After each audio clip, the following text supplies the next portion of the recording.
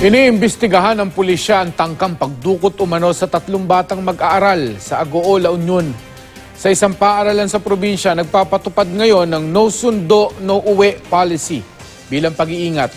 Makibalita tayo kay CJ Turida ng RTV Balitang Amyanan.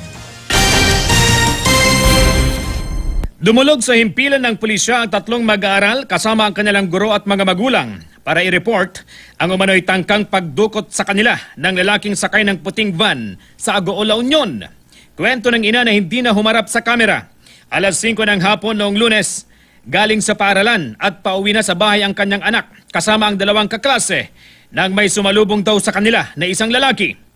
Inalok umano sila ng 200 piso. Sa kabilang kalsada, may nakabang daw na puting van. Pero hindi pinansin ng mga bata ang lalaki. Bagkus ay tumakbo sila palayo. As of now po kasi yung ating women's desk, they're conducting also investigation.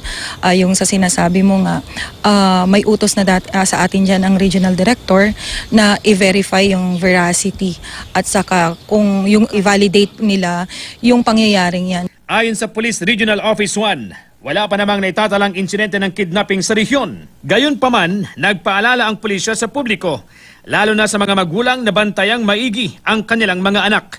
Unang-una sa lahat, huwag tayong mag-entertain or yung sinasabi natin lagi do not talk to strangers. Huwag natin silang i-entertain.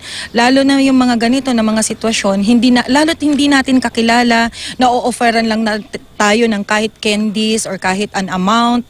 Sabi nga nila, 100, 200 pesos. Bata kasi yan eh. Sa isang paaralan sa Bawang La Union, mahigpit na ipinatutupad ang no sundo, no uwi policy.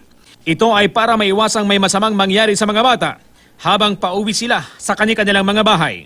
Hindi niya pinapalabas yung batang walang sundo. At the same time, hindi basta-basta nagpapapasok ng bisita kung sino-sino. Nakalagbok po yung papasok. We are assuring na concern kami lahat na protektado din. Gaya ng pagkuklose namin ng lahat ng pintuan namin na pwedeng labasan ng bata. Magkatawang naman ang mga pulis at barangay tanod sa pagbabantay sa seguridad ng mga estudyante. CJ Torida, Nagbabalita, Pilipinas.